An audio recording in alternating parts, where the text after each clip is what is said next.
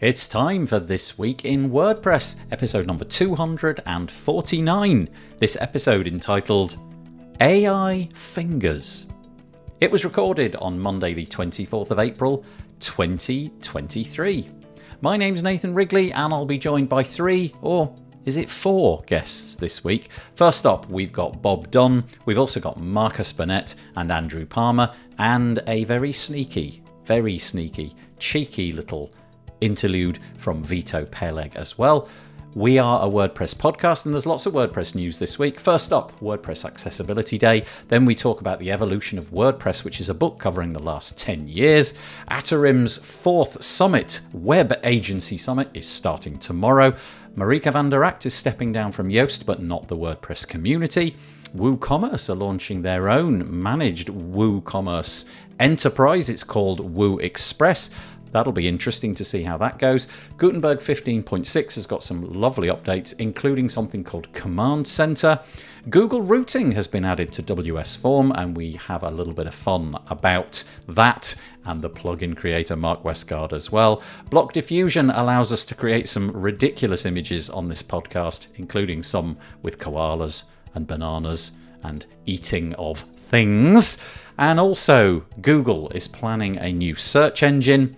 Cookies are going to be protected in Mozilla's Firefox browser, and we finish off with a little bit of a chat about being a digital nomad. It's all coming up next on This Week in WordPress. This episode of the WP Builds podcast is brought to you by GoDaddy Pro, the home of managed WordPress hosting that includes free domain, SSL, and 24/7 support. Bundle that with the Hub by GoDaddy Pro to unlock more free benefits to manage multiple sites in one place, invoice clients, and get 30% off new purchases. Find out more at go.me/WP Builds. Hello. Episode number 249 of This Week in WordPress. Good welcome. That's not a phrase, is it? But it'll do. Good welcome to you all. It's Monday, it's 2 p.m. Therefore, it's time for This Week in WordPress. Just on reflection, what a stupid time this was to organise this show. Like, it's the first thing on Monday morning for most people in North America. But I appreciate everybody who shows up, really appreciate it. We've got Marcus joining us from that part of the world, but we've got Bob and Andrew joining us from Europe. Bob from Europe. Yay. Let's go around one at a time and introduce them. Let's start with Bob. Hey, Bob, how are you doing? I'm doing good. Good. Yeah. Bob is the connector over at Do the Woo. If you haven't heard his podcast over there, Marcus is part of that as well. But Do the Woo is a community for WooCommerce builders. We got quite a bit to talk about in the WooCommerce space this week. He's also working with some Brit podcast. I didn't read your intro, and now I just suddenly realised he's working with some Brit podcasts on a new podcast coming this year called WP Office Hours. Let's see if that happens, Bob, shall we? If you see him wandering around aimlessly at WordCamp Asia, you see this is old. WordCamp Europe, please guide him to the lost and found. Anyway, it's lovely to have you. Yeah, and I did change that, but it must have not got changed. Yeah, I'm so sorry. That's all right. I've probably overwritten it. Yeah. But how's it in Porto? You enjoying the move? Oh yeah, great. No regrets. Doing good. Good. Great. Glad to be on this side of the pond. And actually, yay. I had added that on my intro that I am happy to be in a zone that doesn't have me waking up at the crack of dawn to be on this thing. So that is an advantage. If there was one thing which you moved for, clearly it was that. We're also joined by Andrew Palmer. Hello, Andrew. Hello. How are you? Yeah, I'm good, thanks. You can see from Andrew's little logo underneath next to his name. He's from Bertha AI. Andrew is the CEO and co-founder of Bertha AI. I understand how difficult it is for business owners to build a successful website. That's why I'm dedicated. This is all in the first person. Is it as if it's Bertha speaking? Yeah, that's why I'm dedicated to helping people. Oh, no, it isn't. It isn't in that. It's just you saying it, right? Yeah, that's why I'm dedicated to helping people get their businesses online quickly and cost effectively with the use of WordPress templates, layout, and pre-designed themes, as well as AI technology. By doing this, you can focus more on running your business in order to create a life that you deserve, one that will provide peace and security for yourself and your family. My goodness, Andrew, the AI news never stops. The avalanche began sometime late last year, and honestly, that's 50% of everything I consume at the moment. So we'll get into the meat and the bones of that. It's big, but do you want to tell people what you wrote in my profile before I put a new profile? No, I've forgotten. What did I write? You wrote "can't stand Mark." I did not. Did I say that, or did you say that? Listen, just so that we're very clear, if that's what I said, then that is approved by Mark Westgard. I hope he's watching. We just put a silly thing on the screen about Mark Westgard. He's got just a caveat there. He is literally one of my best mates. Oh, I've got 3, and he's literally one of them. And he's two of them. Well, anyway, lovely to have you on, Andrew. We will get thick into the conversation about AI later, I'm sure. But also joined by Marcus Burnett. Hello, Marcus. Hello. How are you? Yeah, good, thanks. Marcus, as you can see by his name, is from GoDaddy. Marcus is a field marketer for GoDaddy. He's an amateur photographer and team co-rep for the WordPress photo directory. He is also, as we mentioned already, a Do the Woo podcast co-host. He loves long walks in the woods. As part of the GoDaddy Pro events and community team, Marcus is passionate about connecting agencies and freelancers with the tools they need to build successful sites for their clients. Can I go back to the walking in the woods thing? Sure. I love that. I do that probably 4 times a week. We have a forest just there, basically. Through that window, go, I don't know, 600 yards, and there's a forest there. And it is my way to kind of rebalance when things are sort of stressing me out. It's great, isn't it? You have to get outside. We're cooped up in the cell. I mean, it almost looks like a cell. It's a nicely decorated cell behind me, but it's kind of like a cell. You've got to get out. Okay, and that's the end of This Week in WordPress for this week. We're time for a walk. We're going to go. Yeah, we're all going to go and have a walk. But yeah, thank you for joining us. I really appreciate anybody who makes the effort to come here. If you are watching this and you feel like sharing it, please do. wpbuilds.com/live is the best URL to send people to. Once more, wpbuilds.com/live. If you go there, you've got to have the old Facebook. No, it's not. It's YouTube. So you need a Google account to comment there, but that's where most people seem to end up. If by some chance you're in our Facebook group or something like that, you might need to go to this URL, chat.restream.io/FB. Otherwise, we don't know who you are. But yeah, please share the podcast. It's very nice to have more comment. Oh, crikey. It's very nice to have commentary. And there's quite a few comments here. We've got comments saying basically hello from Maya from GoDaddy as well. And from Courtney from GoDaddy. Yeah, GoDaddy in the house. Check them out. We've also got Mike Johnston. Hello, Mike. He says, hello from Lisbon, not far from you, Bob. We've got Rob Cairns, who always joins us. I appreciate your participation, Rob. That's really nice. And Courtney's making nice commentary about your hat. I've not seen you in a hat, Bob. I've seen you. It's the European way, I guess. No, I don't know. It just felt like something to wear today. I've normally got a trilby. Yeah, is that what it is? It's a trilby. I didn't want to say the word. Yeah.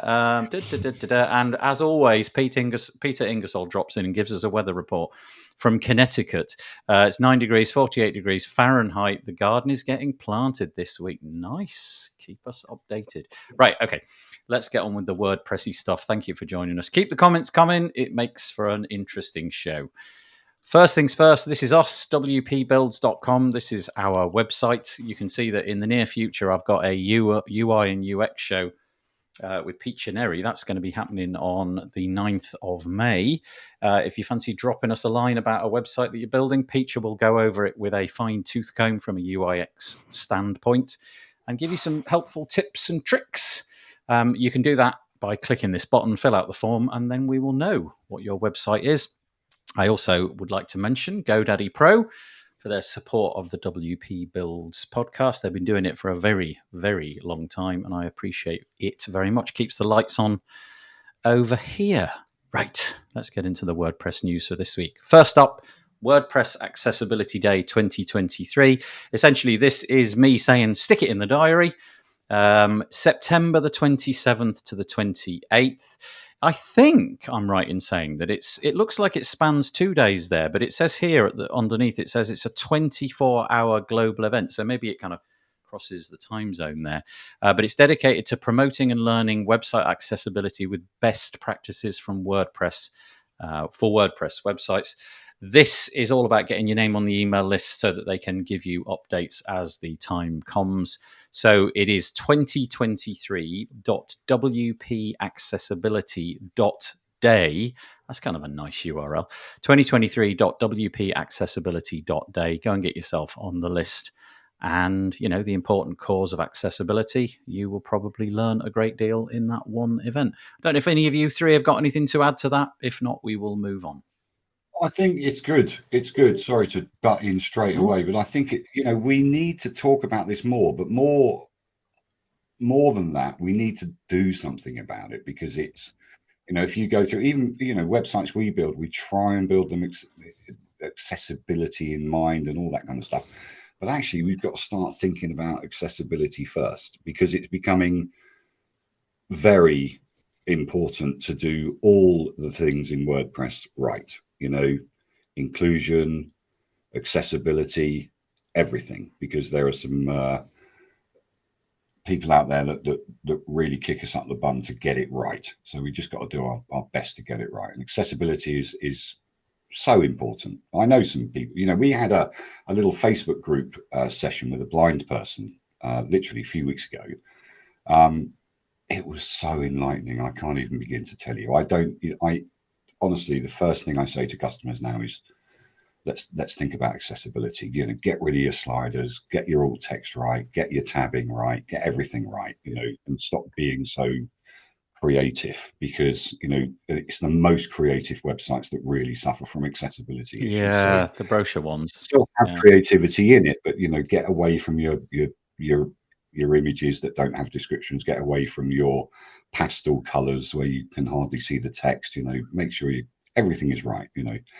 It's a tough one, but I really believe in it. It's really got to be right. So it's the first thing I talk about. Well, thank you, Andrew. Bob? And also Pitcher bashing my head with a sledgehammer. Yes, that's also in Asia didn't really help me. I got a lump in my head. Always going to work that. Yeah, the sledgehammer approach. Very good. Yeah. Keep it up, Pitcher. Bob, Marcus, anything? No, pretty much echo what Andrew said. Okay. It's I don't know how many sites I go to that I can't read very well, or or they put the actual text in such small. I mean, those days are over. I remember those days in print, but that's something's got to be done. So yeah, last year's was really good. It feels like a lot of information coming at you at once over the course of a 24-hour period, but if you can soak even a little bit of it up, you'll benefit for it. Your customers, site visitors will all benefit from it. So hop in, hop out as you can, and pick up as much as you can, and just do what you can to make everything that you do a bit more accessible. I'd like to just point out that there's a couple of bits towards the bottom of the page that I just mentioned, where obviously to make these events run, there is a need for investment at some point. That could be investment in terms of time. So if you would like to volunteer, if you head to the bottom of that page, there is something about that, and you can click the Learn More link and presumably get yourself on the team that are organising that event. Don't underestimate how difficult these things are to put on. Typically they look easy when you join these kind of events, but there's a lot of toing and froing in the background, making those kind of things happen. But also, if you feel that you could contribute to make the event happen from a financial point of view, there is a sponsor option as well. So, both sides of that coin, volunteering and sponsorship, are very important. Go and check that out at the bottom of the page, 2023.wpaccessibility.day.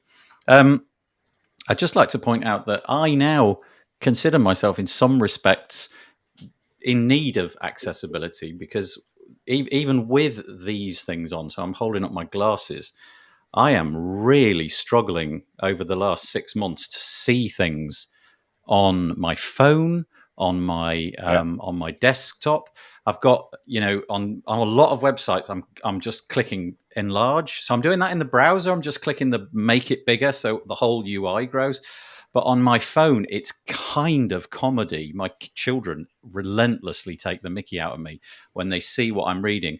And I can fit about 8 lines of text from the top to the bottom of my mobile phone. It is properly massive. They can see what you're reading too across the room. Oh, from like 100 yards away. Yeah, it's one of those tests that you get at the opticians. Can you read your dad's phone? Yeah, it's easy. But I really do appreciate it when I've got the option to toggle the text size up, text size down, but also that whole pinch to zoom thing.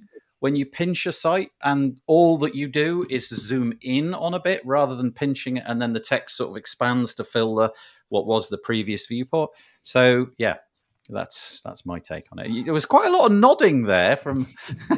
Yeah, I've had people grab my phone and say the same thing. And I are getting on. Yeah. People grab my phone and say, "What is this? What are you blind?" And I'm like. Yeah. I'm just trying to see if there's any sort of app that I can demonstrate where there probably isn't, to be honest. There are things, but I had to read my driving license today because I've been done for speeding, which is really annoying because I don't speed, and I just did this one particular day, and I had to read this tiny. It's literally 5-point text on the bottom of my license that gives a particular reference. I had to get a magnifier. Yeah. I've got an app that actually magnifies things on my iPhone. I mean, because I've been reading. Not only are they small, the stuff like directions on cooking packages here, then I'm trying to use Google Translate at the same time. Yes. So I'm just having a great time. I'm just like banging my head against the wall, walking in circles. I'm lost, There's the sort of level that I'm at. So that's a fairly short message, probably about 12 words, and it occupies almost half the screen. That's my reply, which says hi. And then there's another like 4-word reply, and that's all I can fit on the screen. It's about 25 words. Something like that. And you are right, Bob. I know it's in the real world and it's got nothing to do with WordPress. I literally cannot read the packaging on anything anymore. I don't know if there's a new fad here, but the font sizes, what they've tried to do is reduce it so that they can have more picture of the product. Let's say, I don't know, you bought something that needs to be heated up in a certain way. They've got more picture of what the product looks like. And then this tiny little box, which I have to, it's so sad, I have to photograph it and then zoom in on the photo on my phone. Look at Andrew, he's having a right laugh. And you'd think they would, like, I have a debit card, the number on the front, half of them, because of the different colors of their logo, half of the letters disappear. So I have to get out my thing, enlarge it, light it up so I can actually read my credit card number. So we've got to rename this episode. It's going to be called The Old Fogies or something like that. But yeah, so, okay, this is the tiniest bit of the iceberg, isn't it? Not being able to see things very clearly. But what if you can't see things because of the color contrast, or you can't see things because you cannot see things? And as Andrew was saying, you've got to use some sort of assistive technology. The web is like the most crucial thing. It's replaced everything for information finding. You can't do your electricity bills, your gas bills, your phone bills, your council tax, your poll tax, whatever you care to call it, or local taxes. Everything is online. So I don't know how people are coping. We've got a lovely man, David Brown, who has got, and he won't mind me talking about this, he's got cerebral palsy. So he's not yet at the stage of bashing a keyboard randomly because he can't control his arms. He's not far away from that, but he's a web developer, and currently he's not using any tools, but he's telling us that, soon he will start needing tools like being able to speak directly into AI, for instance, for instructions, being able to speak directly into WordPress to be able to write the content in WordPress.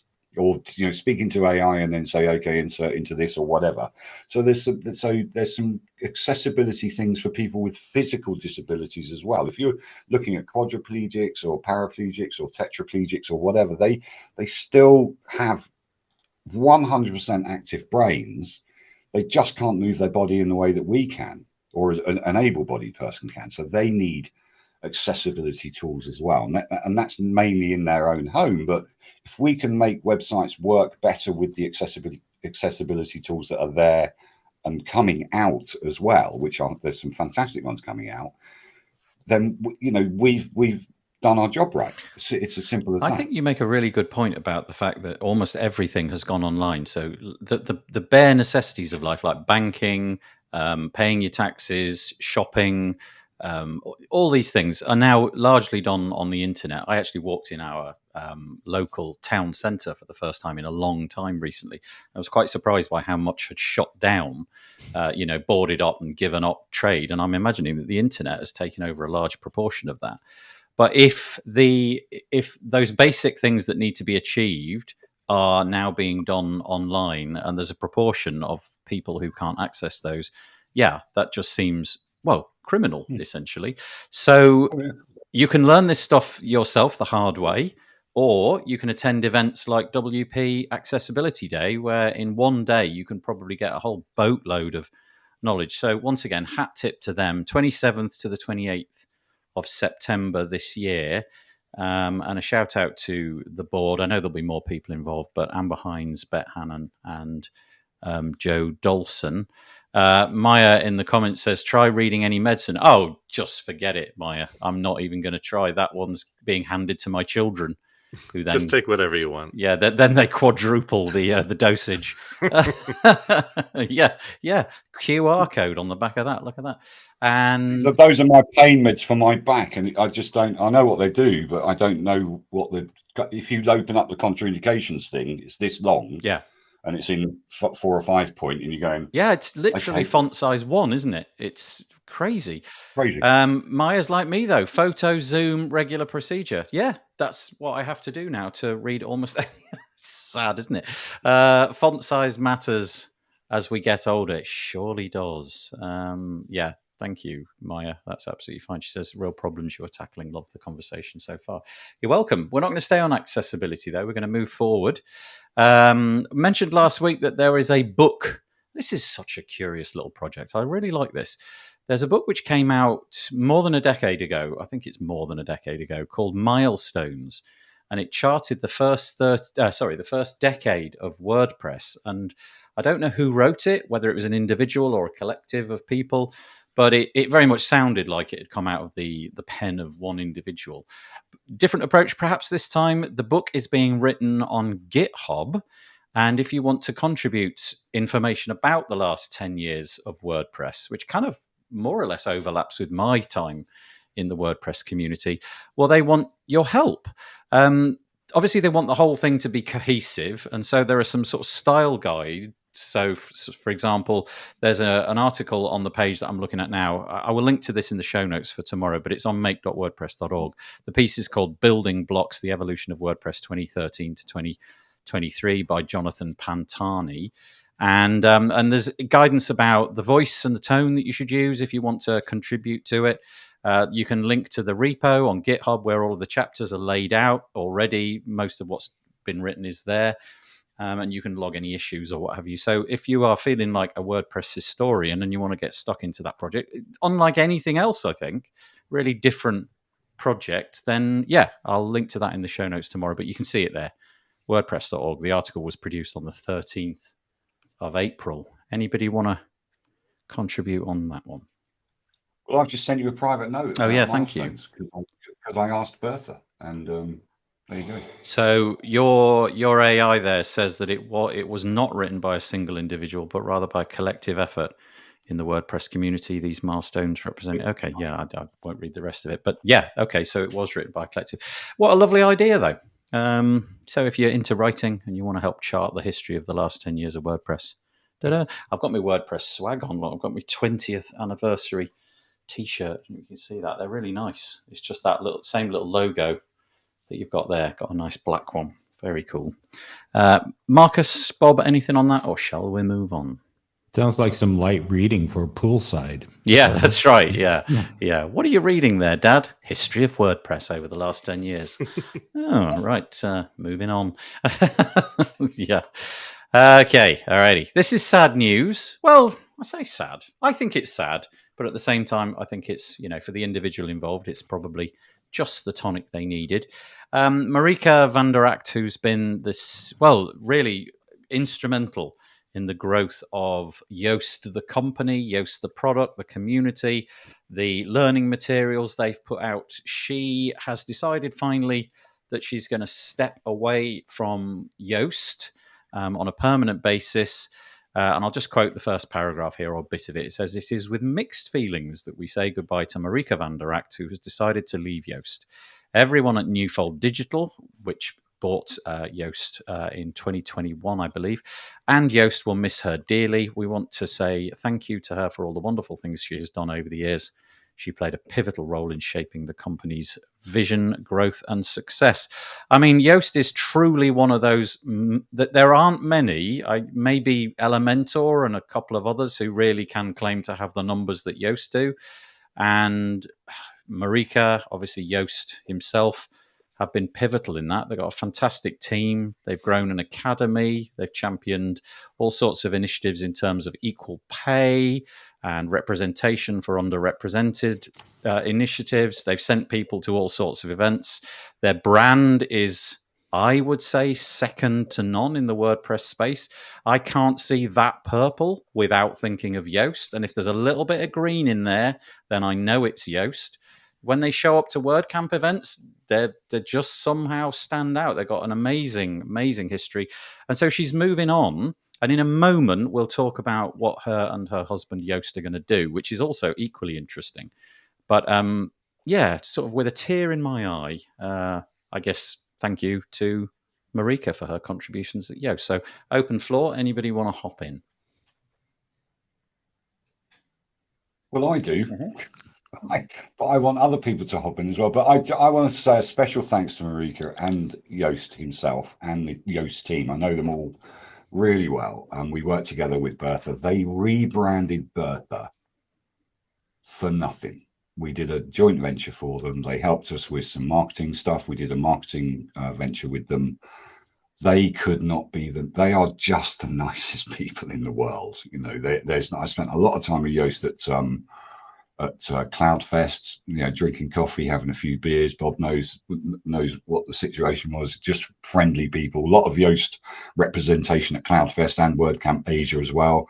They pay when people need to do something. They need to go to a WordCamp or they need to go to YoastCon, which is actually in May. They pay their flights and their hotels. You know, they're just amazing people. So when I saw that, I literally had tears in my eyes that Marieke's no longer going to be, you know, Yoast and Marieke are no longer going to be there. But also I'm aware of the people that are there, the COO, you know, and also we had the news that Tees left as well. Yeah. You know, It's a tough job being a CEO of a company with 13 million users, you know, customers and 120 or 130 staff.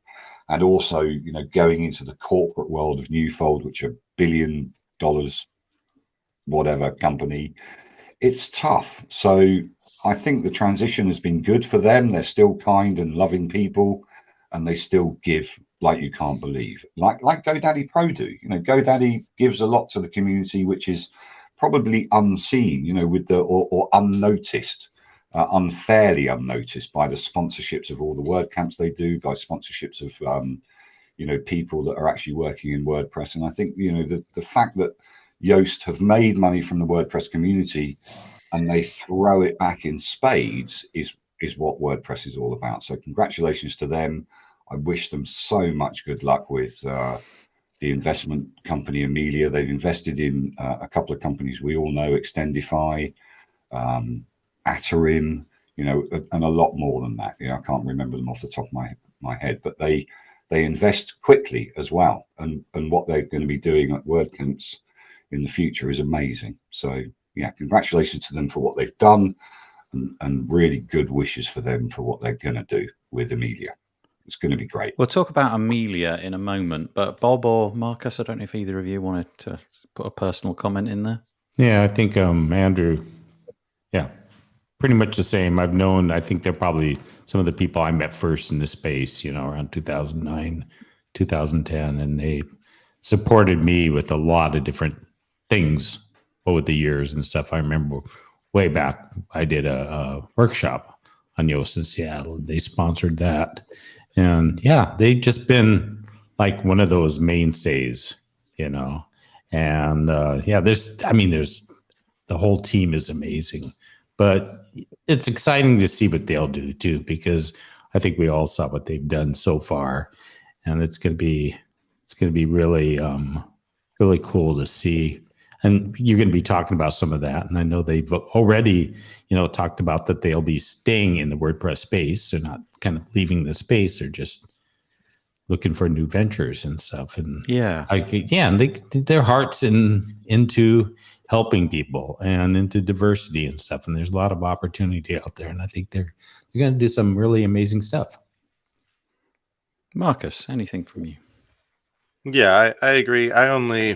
I guess, unfortunately, know Marieke or anyone else at Yoast kind of secondhand, but from everything that I've heard about the things that they've done and things that I've read, I don't think that the WordPress space would be the same now without them. And so, although I don't know them personally, I've been around a number of, CEOs leaving and going on to do other things. And I think while it is kind of, sad in the moment, and probably for those that work with them day to day at Yoast, it kind of opens up opportunity for them to do some really great stuff, and not necessarily be kind of limited in the direction that they want to go with the things that they've done at Yoast so far.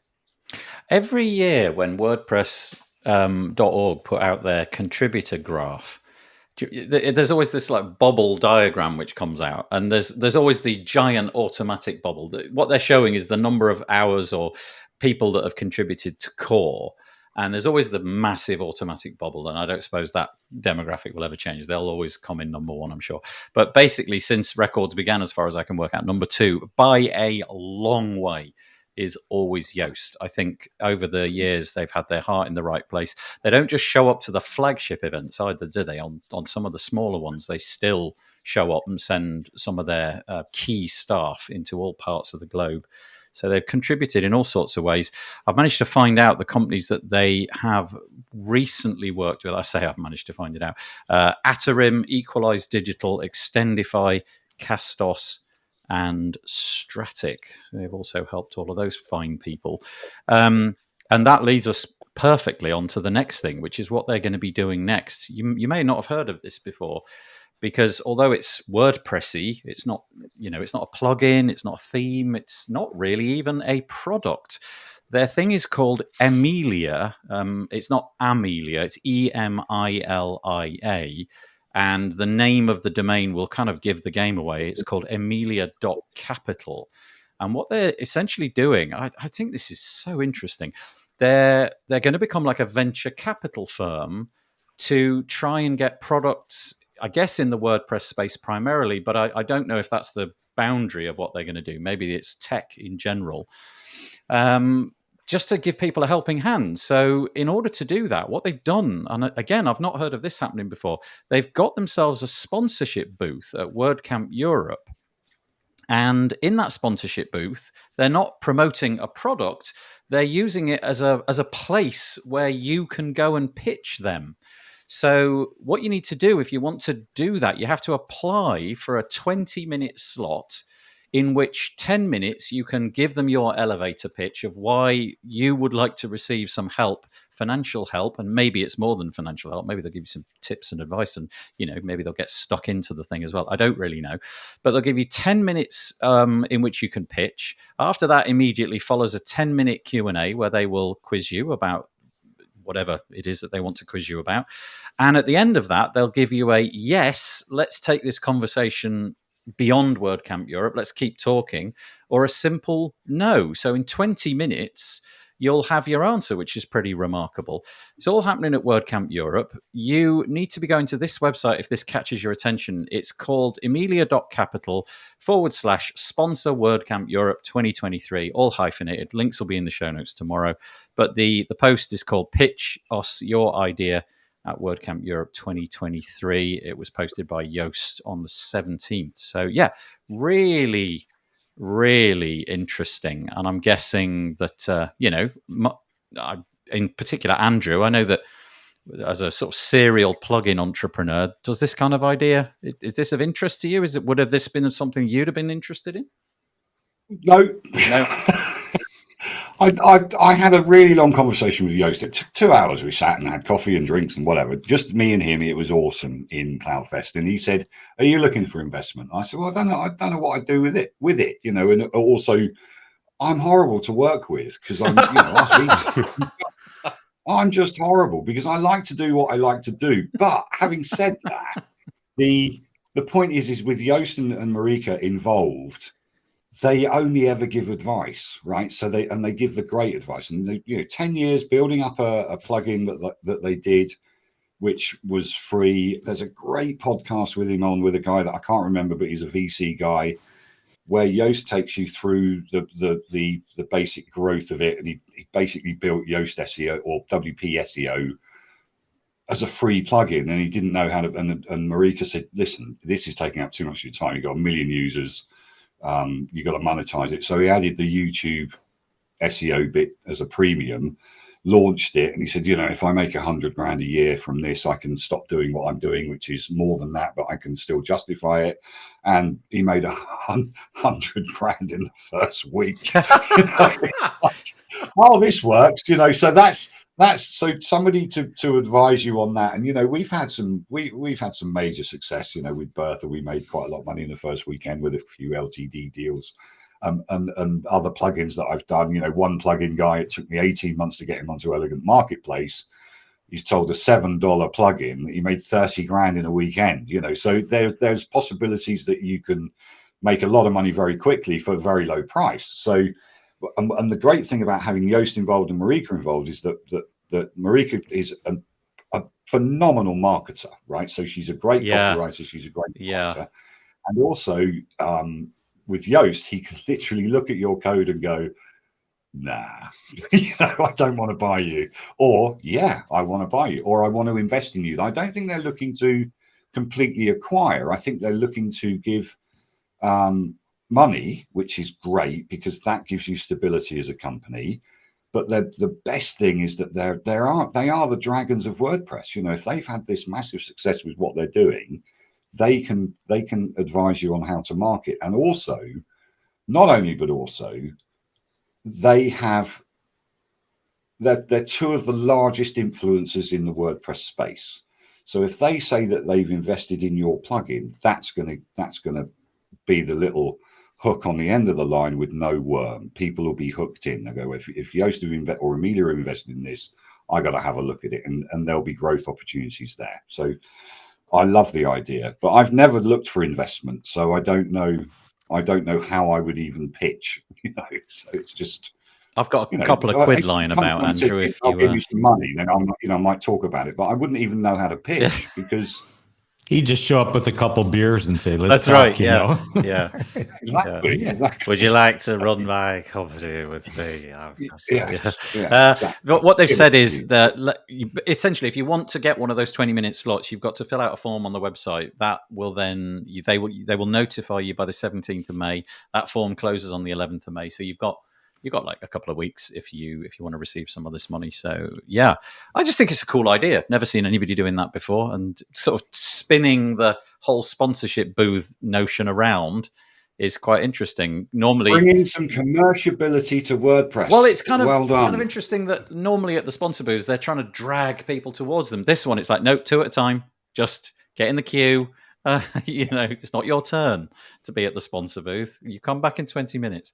That'd be interesting. Marcus, anything on that?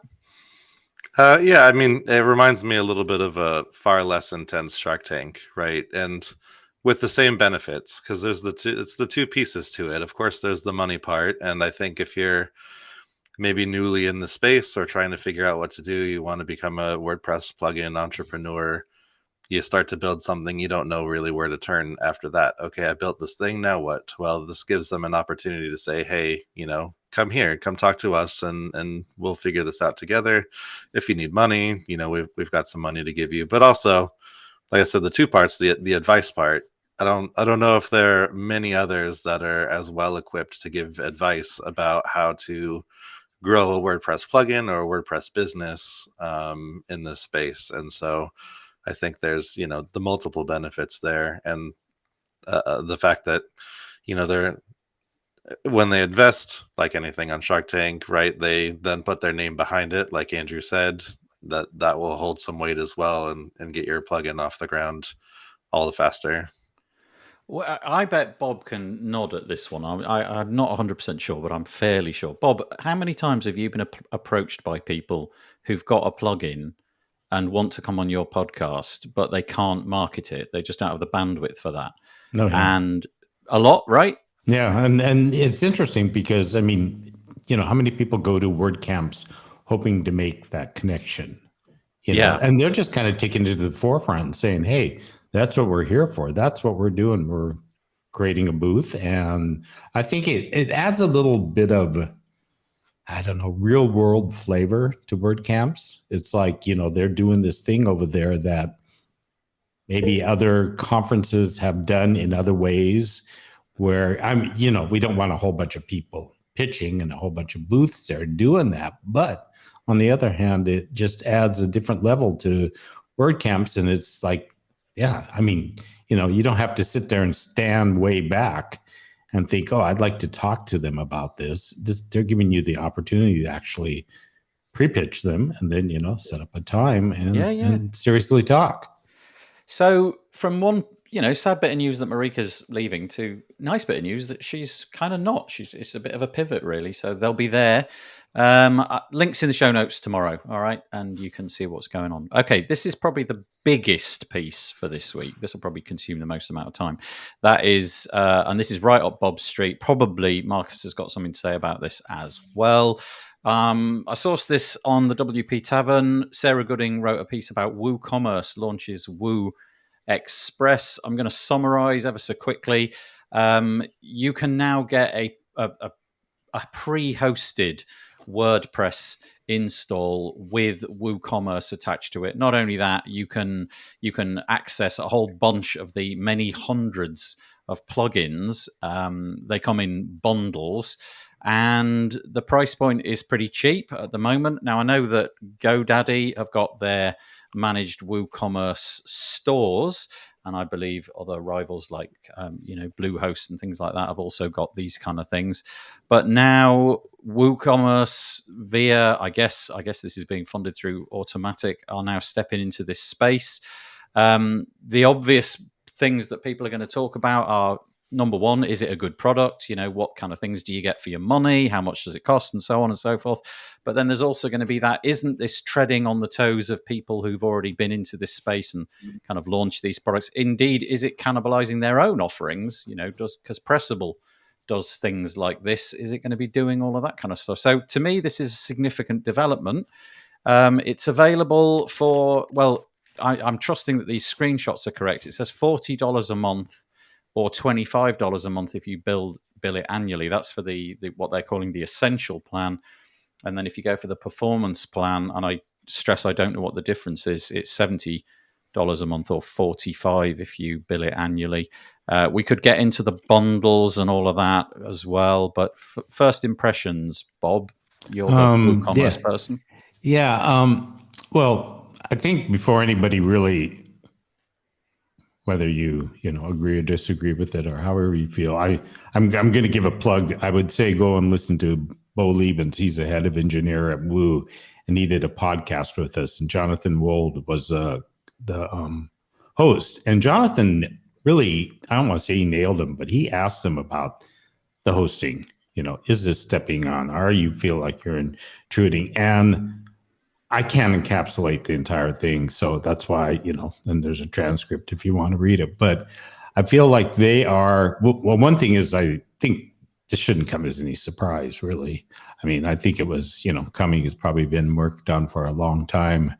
And I know that he talked about other hosting, and I think they're kind of looking at it as an open book hosting. First of all, I don't think everybody's going to rush to WooCommerce or WordPress.com and get WooCommerce hosting, because, other hosts offer it. It's competitive. It's, if you're a GoDaddy customer, you're not probably going to move over there. You're going to look at the GoDaddy WooCommerce hosting. So they're kind of putting it as an open book. They're hoping also it will help other hosting companies and help themselves to make that onboarding experience better. So, it's like they said, they want to be totally transparent on what they're doing, what they're working towards, and then other hosting companies can say, well, maybe we can do it even better. And that's what they're hoping to encourage other hosting companies to look at it and learn from, because they're probably going to not do everything right the first time, and that it'll kind of how do I want to say, it'll build on each other. Hosting companies can look at this and they can say, okay, well, WooCommerce is doing this, but I bet you we could make it one notch better by doing this. So I don't know. I just think, he really had a lot to say in the podcast. It was really, it made me think a bit more about not only why they're doing it. Of course they're doing it. Yeah, everybody wants to make money, and it's inevitable because look how many hosting companies, Marcus knows, have put in a WooCommerce piece. I mean, I'm getting, they're coming to me left and right all the time telling me. So it's not unusual for them to actually do it, or I think it's going to be squashing them. But, that's time will tell, and I'm just guessing, and I'm not a hosting expert either. So I don't know everything that goes behind what it takes in the marketing and stuff. So, Bob, will you in the private messaging, will you put me the link to the episode on Do the Woo, and I'll mention it. I'll just share my screen very quickly, because I think this comes to the nub of maybe is this, I don't want to use the words anti-competitive, but nothing else is coming into my head, so I'll say that. And Sarah writes, although WooCommerce may be late to the game in offering managed hosting solutions, the makers of the e-commerce software have a clear advantage with their positioning in the WooCommerce ecosystem and marketplace of more than 800 products. That is quite a thing. Woo Express has launched with a compelling set of commercial extensions bundled into the hosting plans. That's a link. You can go and you can see what these bundles are like. There's a whole array of different ones, including product add-ons, product bundles, gift cards, minimum, maximum quantities, stock notifications, and a whole load more. So over to Marcus to say, I'm not suggesting that you're going to give us the official GoDaddy position, but what's Marcus's position? Sure. Well, I mean, first off, a little surprised that they waited this long to launch that sort of an offering, but it completely makes sense that they would. I think when I look at Woo Express and GoDaddy's managed WooCommerce stores and Bluehost's WooCommerce offering, they're really all kind of different flavors of WooCommerce hosting, and that's largely going to be dependent on the plugin, the extensions that are bundled, right? So WooCommerce.com has the marketplace of, like you said, 800 plus. The marketplace is available to anyone, right? Mm-hmm. Anyone can go to WooCommerce.com, purchase one of those extensions, and put it on their site. So it really comes down to which extensions are bundled and sort of what else is built in. And like for GoDaddy, in our case, right, we have all of the Skyverge extensions, because of the Skyverge acquisition, and Bluehost has the Yith extensions because Newfold acquired Yith, last year, the year before, and so those are all kind of just different sets of things that you can do with your WooCommerce site, and it's really going to come down to what you're trying to do and how much money you can save on not having to buy those extensions, because the Skyverge extensions are all still available in the marketplace.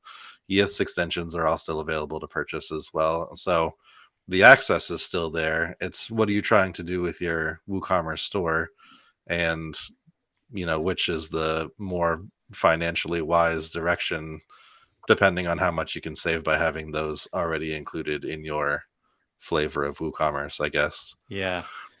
guess we'll have to see how competitive these bundles are and whether or not you can save a boatload of money and whether the configuration of the bundles works for different scenarios. But yeah, it's kind of interesting. Yeah, the one thing that I think that they're still missing that I assume will be added at some point that I think the Bluehost offering has as well to some degree is the omni-channel selling. And I think that's really one of the strongest pieces for managed WooCommerce stores at GoDaddy is being able to have WooCommerce be your product and inventory source of truth and sell on places like Amazon and Walmart and Etsy and all of that. And so that seems to still be missing. And that's definitely going to be that next step in selling. Once you have your store running, you're going to have to kind of expand where you sell and really draw on the traffic that places like Amazon and Etsy already have.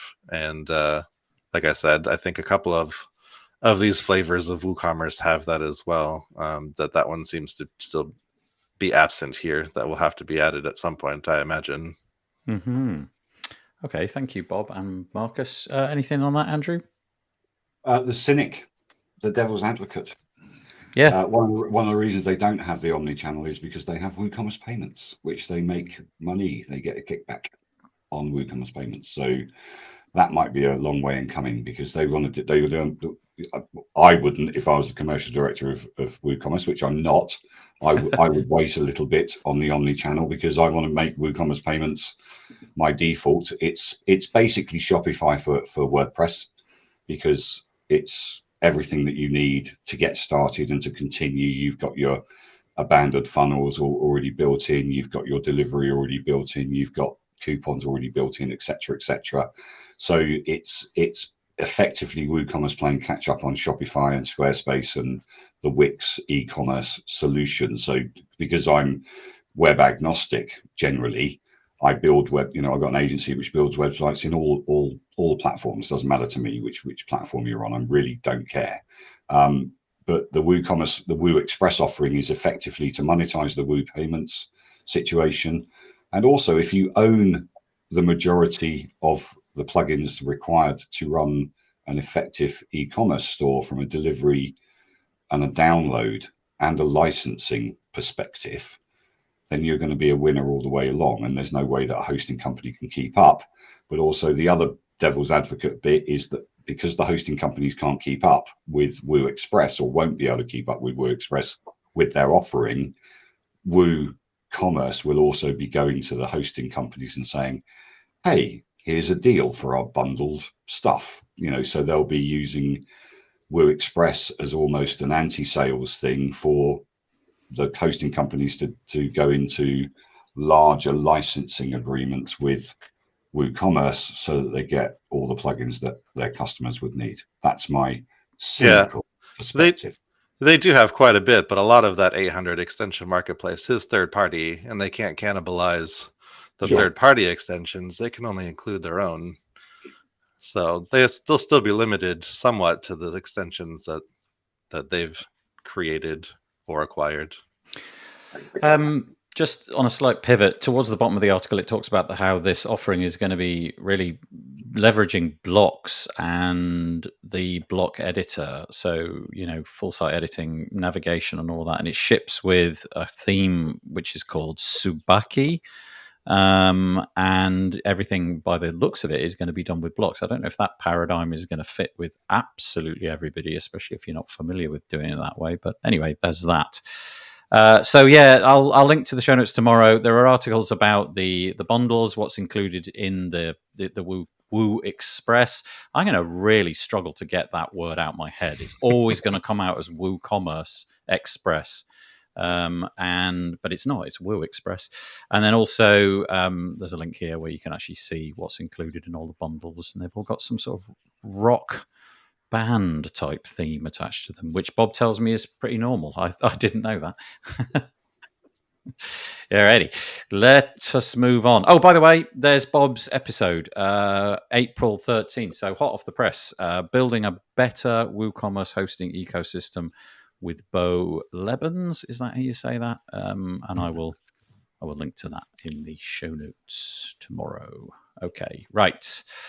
Okay, let's move on to this one. This is Andrew is very much involved with this, as is a surprise fifth guest to our podcast. Let's see if we can catch him unawares. He's in the little booth. Let's see. Come on, let's see if we can grab him. Is he there? Is he there? Is he with us? No, he's not. He's looking the other way. Look, he's look. Hello there. Yeah, we're joined by Vito.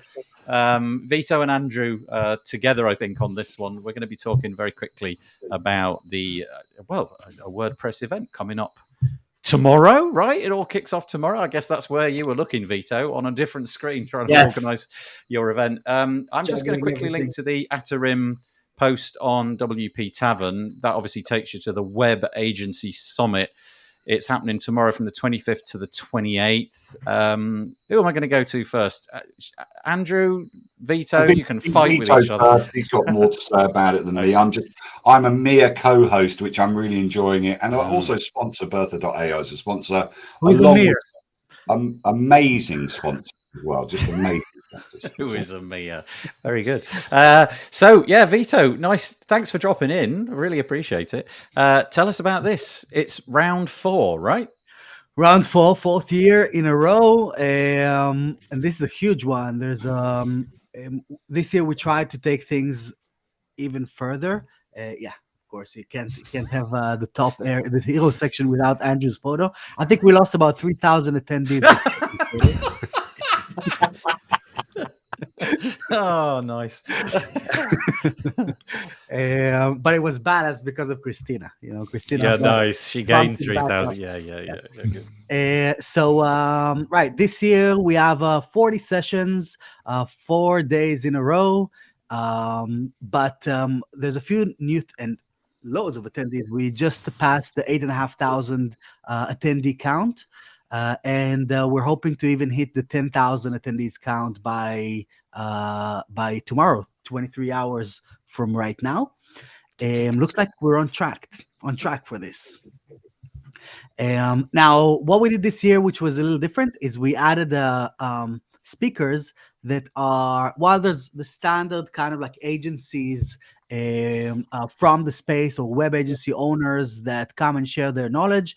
These guys are literally in the trenches, so there's a lot to learn from people that are experiencing things just now and maybe figured out a problem that some of the attendees have just like a couple of months ago, now coming to share some insights and what they learned. So that's one thing. That's what we've done always, and I love that aspect of it.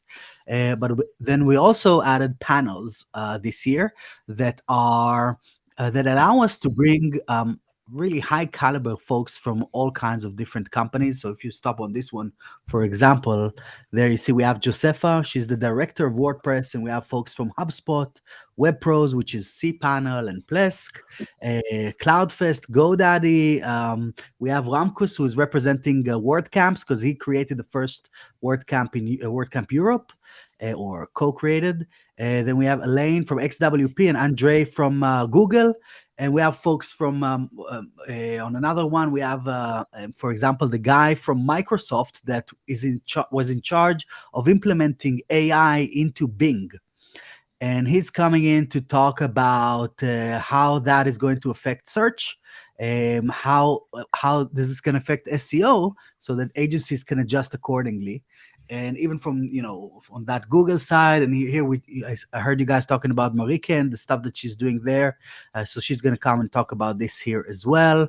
So these panels really expanded our ability to bring people that usually wouldn't sit and create like a full-on presentation, if you know what I mean. Mm-hmm. But they do have a lot of knowledge to share with the community, and that allowed us to expand a little bit beyond just the small WordPress community, or at least the people that usually you see in speaking at events, and go outside to bring experts from outside of our space, but that still interact with websites, with agencies, with WordPress, and talk about their involvement in that thing. So you see, we have Fabrice there for Microsoft, Duda as well, one of the major sponsors this year also. Ben Pines. And Ben is coming back with a different hat. Yeah, that's interesting. So he's working now for WordTune. Yes, she's and an AI. AI21 Labs. Interesting. Yeah. Oh, that's good to have him back. So it all kicks off tomorrow. Vito, right. do we need to pay anything? Do we just show up on the gate and be let in? How does it all work? Right. So come on in here and sign up. It's completely for free. If you want to get access to all of the content after the event, you can get the backstage pass that gives you this that gives you access to watch everything after if you're gonna miss something. But generally free. Come on in, join. And what we learned also, and I think you might have seen that in your event, Nathan, as well, that early on in COVID days, we were expecting that these online events would be people just are like fully interacting with the feed, very much like we are now, all in this conversation. And we, except for me from before, now I'm not doing anything else, right? But what usually happens is that people do exactly what I did before. They listen with one ear, and they kind of gather a few of these gold nuggets. And it's one of those kind of a podcast that runs for an entire week. Come and join it in that way. Keep doing your work. Do some creative work on your computer, but let that run in the background. If you need a break, you come hang out at the lounge. All kinds of awesome stuff there. Can I just say to Marcus, is James Giroux your brother?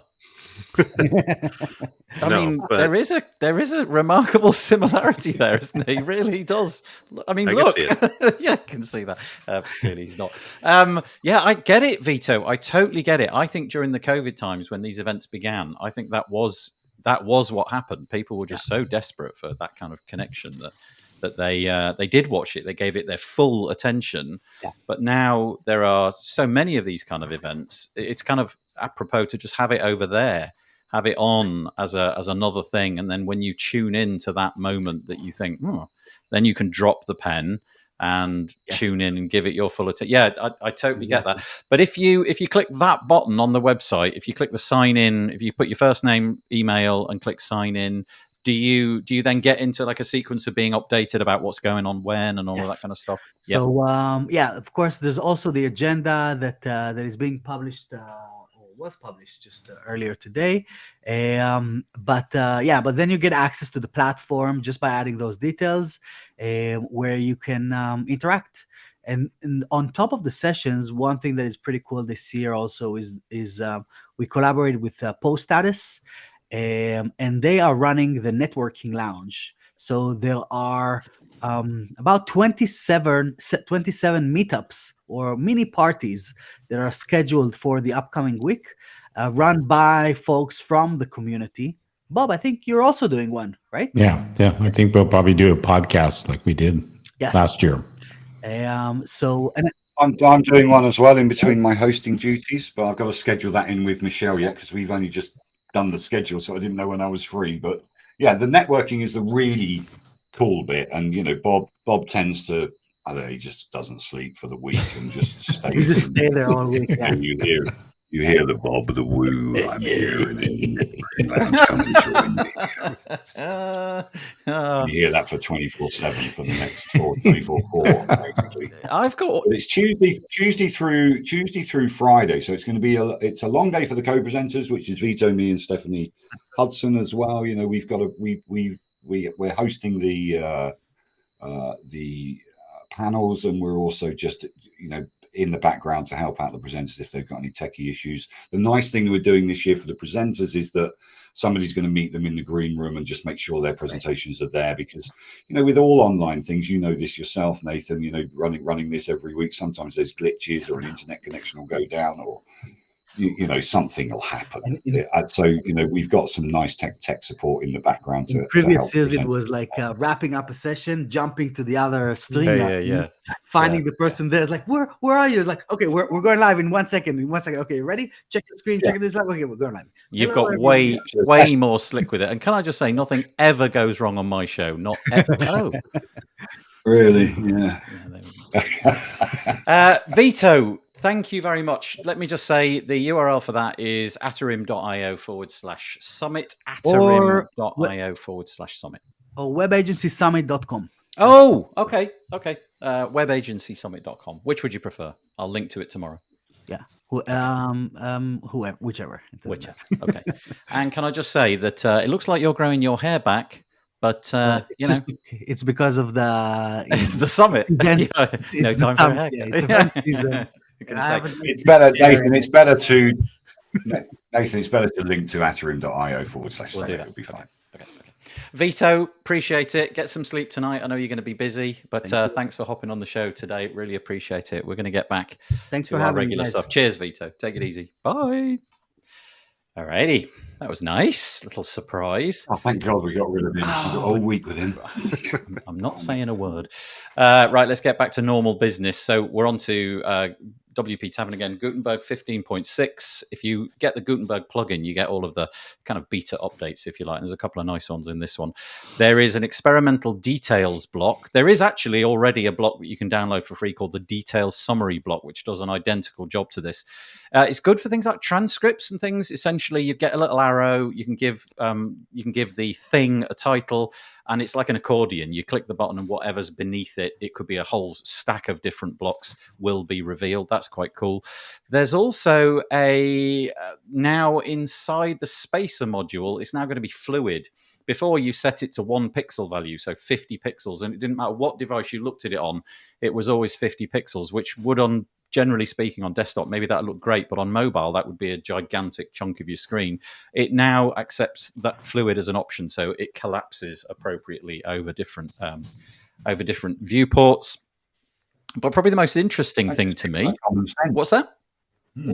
Just seems like common sense. Yeah. Well, I mean, it's the way it's all going, isn't it? We're getting rid of viewports and media queries and all of that, and moving towards that. But this is the most interesting thing, I think. And I wonder if Ross Wintle is in the comments. Probably not. I haven't seen him. But this is akin to Spotlight on your Mac. I don't know if Windows has an equivalent thing, but on the Mac, you can, with a keyboard shortcut, you can invoke on top of every app this kind of search bar, and you type it in, and it looks everywhere on your Mac for something that matches that query. Well, the idea here is that there'll be something similar in WordPress, and the idea is that it would be available everywhere. So whether you're in the admin, whether you're writing a post, whether you're viewing a post but are logged in, you can click a button, invoke it, and then start searching for any part of your WordPress website, including the ability to add new posts and go to custom post types and all that kind of stuff. It does look very, very, very similar to what Ross Wintle has done with his Chrome extension, which is also a plugin, I believe, which is called Turbo Admin. Anyway, this is Gutenberg 15.6. I think that feature alone looks pretty cool. Just interrupt me now. I'm done. I'm finished. No, well, it's WordPress catching up with other systems. With Ross. This system for Drupal, Joomla, another Shopify allows you to search. When you want to put in backlinks to your products in a blog post or in a page, that allows you to search for your posts and pages. So yeah, it's like, again, common sense. Yeah, there you go. This one really is common sense, and in a way, you kind of wonder how it's not been done before. You mentioned as a previous, because it's a big project. Yeah. Oh, yeah. Project. Yeah. You can't. I mean, I don't agree with people saying, "Oh, it should be in there. It should be." Why didn't they think of that? Because there's a lot to think about. This strikes me as one of those, what they're going to be called, feature plugins or something. What is it? The ones where they're basically being treated as if they're core, but they're not in core, but they're going to receive the same updates and all of that kind of stuff. This kind of seems like it. Canonical plugin. Yeah. This kind of feels like it's a good thing to go in there. Nomad Skateboarding says he likes the fluid spacer, but he would like to see spacers not used. Padding, margins. Maybe you're right, especially on the default templates and patterns.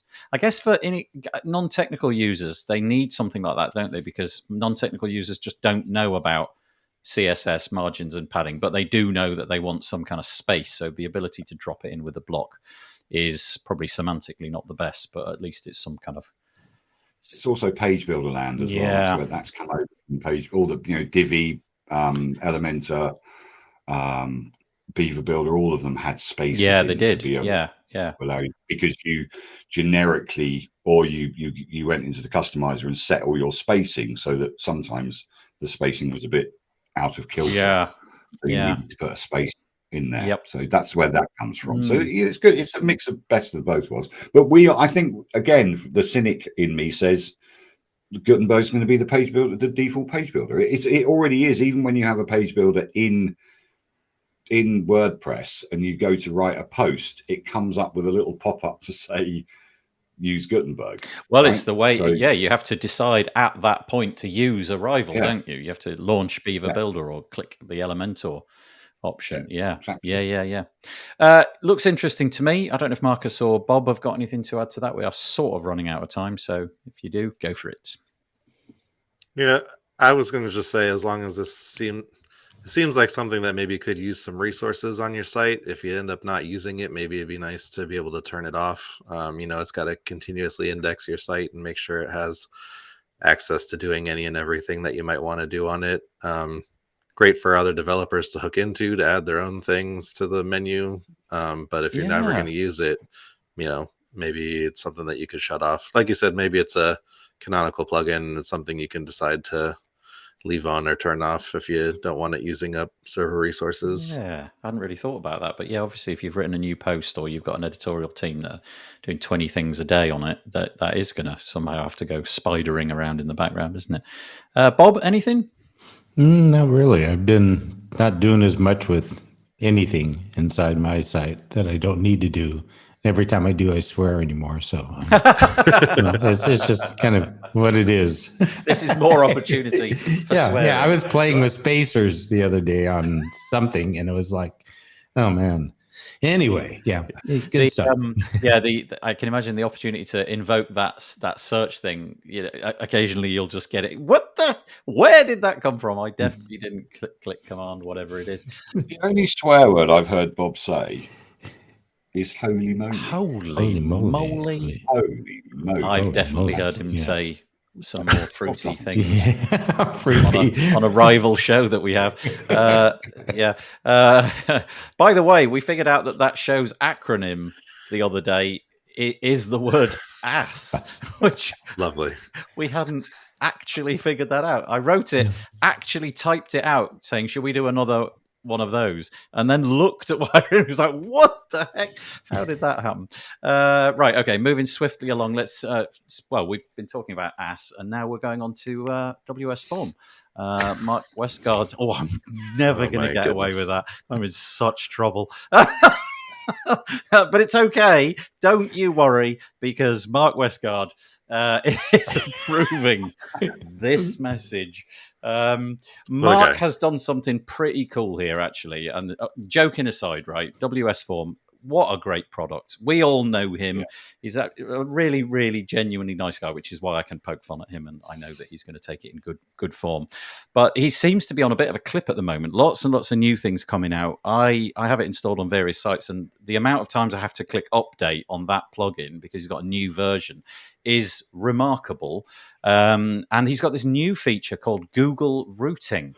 So you can enable this in the back end, but there's a really great display of it. If you go to wsform.com/knowledgebase/Google-root, it's exactly what you'd imagine. You type in two things, a start point and a destination point. So, for example, this week I went with my son. I went from Scarborough in the UK to a place called Carnforth. Let's see if we can find that. In Lancashire, and that's it. I'm done. I don't even have to click return. I've typed in where I begin, where I end, and it will figure out a route. I mean, you can see the route has been calculated via a Google map. There it is. That's the optimal route. But it also gives you a boatload of other data right out the bat. So it gives you the latitude and longitude settings of the start and the end, the distance in kilometers, maybe that's toggleable to miles, I don't know.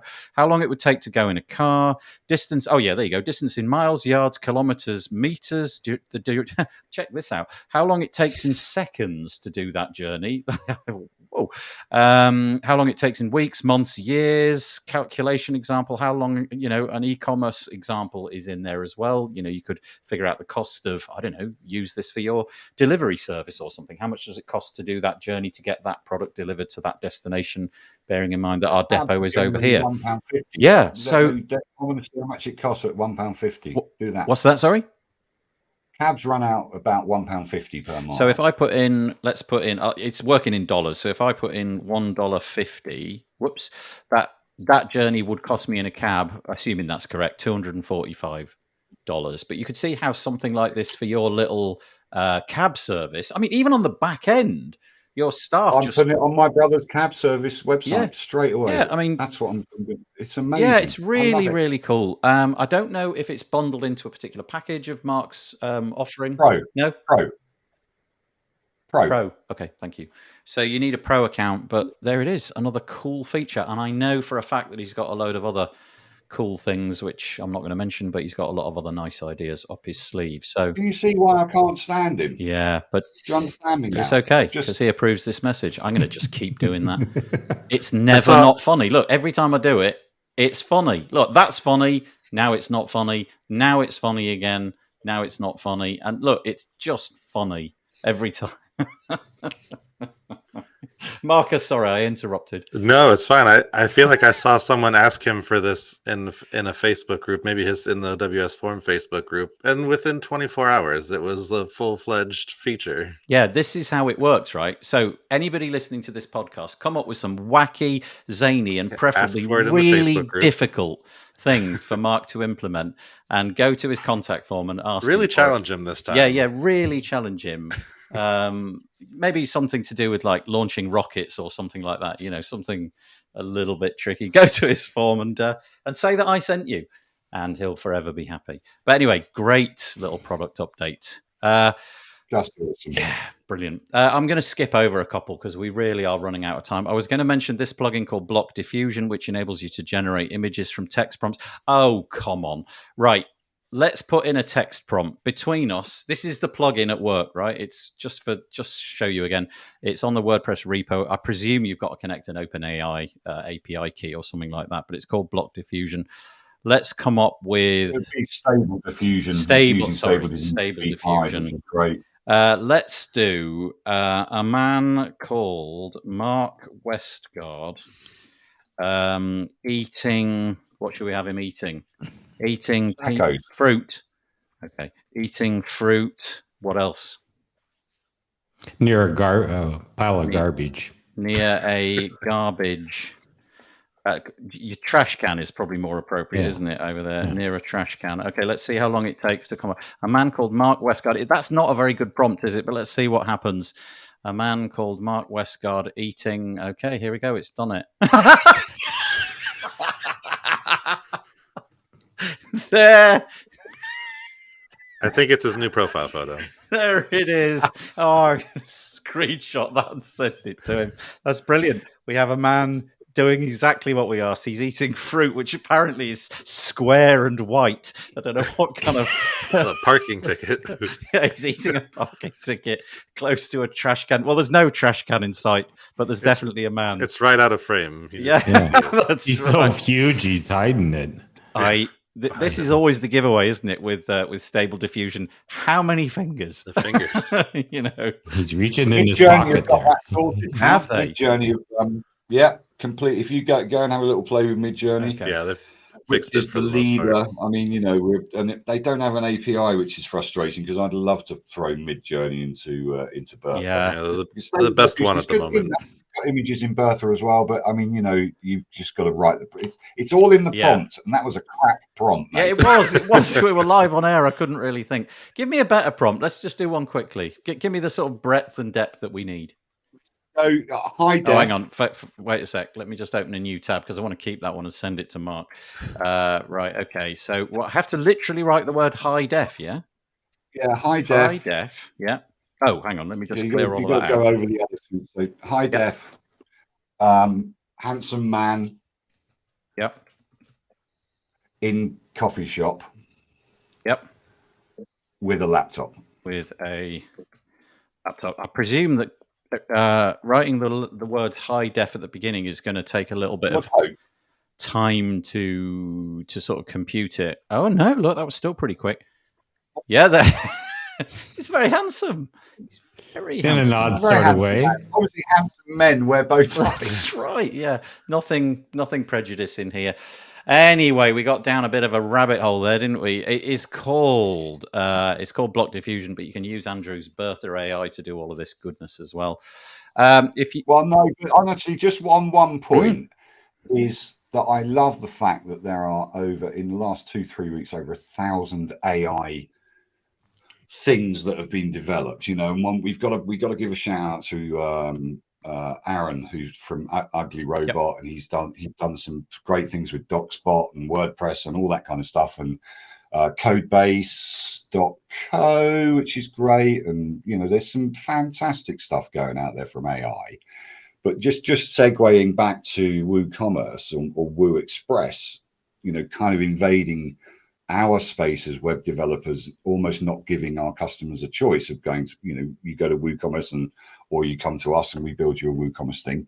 We've got a situation where OpenAI have literally opened up a whole new market, but also by giving out GPT-4 for free and chat for free and stuff like that, it has affected, including Bertha.ai, it has affected our revenue.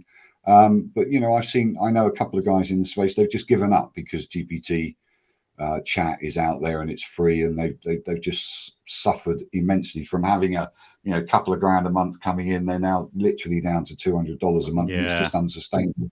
So we've got to be careful about these companies that have their products and us building layers on them. So what Bertha AI are doing is we're using OpenAI, but we're also giving you a choice to use somebody else, which is maybe an open source one, to keep our costs down and to keep our offering live. Because what I've noticed over the last 8 weeks is that OpenAI literally go down every day. It just goes down. The API goes down. Just really, because I get notifications because I've got an API. And so to get over that, we're starting to have a little toggle. If this hasn't worked, toggle to this. We'll use a different AI engine for you. So that'll be out in the next few weeks. Nice. Yeah. Keep your eye. We've got to watch our who we build our layer applications on, and we're all vulnerable to that. Well, whoever these guys are using, this is clearly exactly what I asked for. I asked for high def, a man shopping online with a banana in his hand and a koala in the other, and I got this, which shows no bananas, no men. I really wanted to see that too. No anything, actually. I'm going to do it again. I'm going to submit that one more time, and let's see if we can get something. No, what even is that? That's nothing. What? Copy that into the private, and I'll put it into Bertha and see what I come up with. Let's see what we get. Okay, yeah. See if you can show us. Right, there's the prompt. And let's move away from this AI madness just for a brief moment and get onto a plugin vulnerability. If you have an old and one might say abandoned plugin called Eval WP, please do get it updated. It is being exploited in the wild. There's more to say about that, but that's all we've got time for. It's called Eval WP. Eval PHP. So get that checked out. Speaking of AI, if you have any concerns about AI and the sort of perhaps the Pandora's closed box in it, where is all the training data coming from? Are the artists getting recognition, and so on and so forth?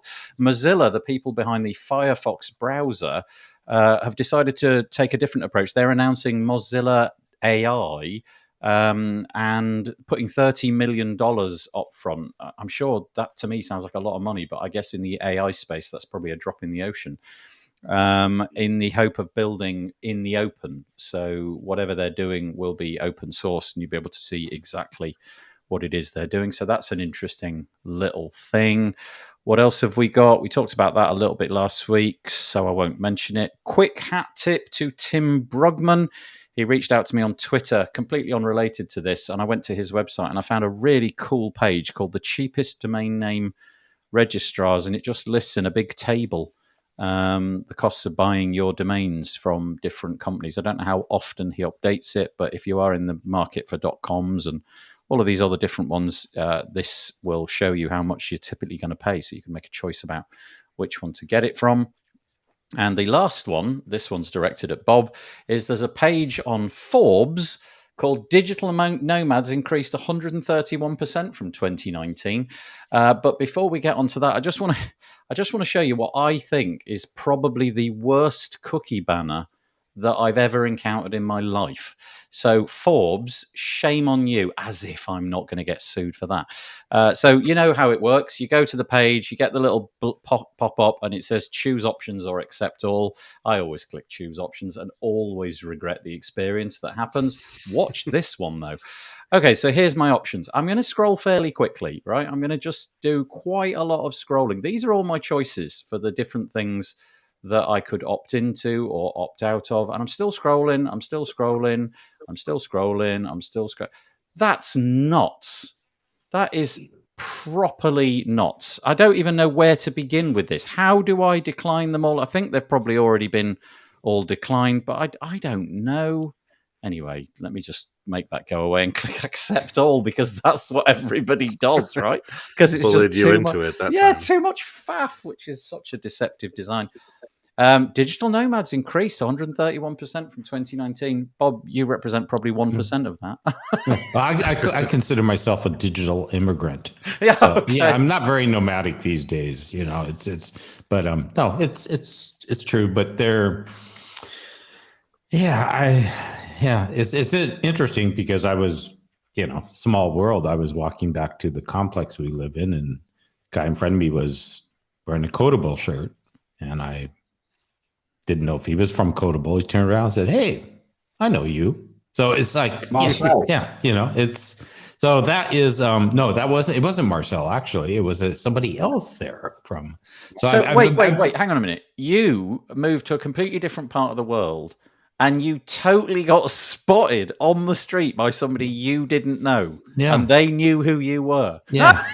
So cool. A celebrity. And they live in the same complex as we do, which was really interesting. But no, they're I think it's happening, but it's, they're starting to kind of, I've been reading, or we've been seeing that, visa approvals and stuff are stretching out to 6, 7, 8, 9 months now. And so things are slowing down. There's getting backlogged.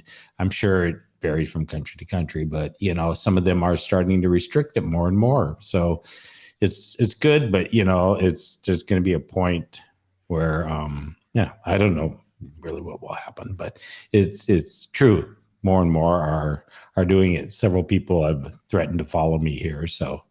And one of them was the guy from Codable, who is currently looking through your window with a microscope, or whatever, a telescope, was it?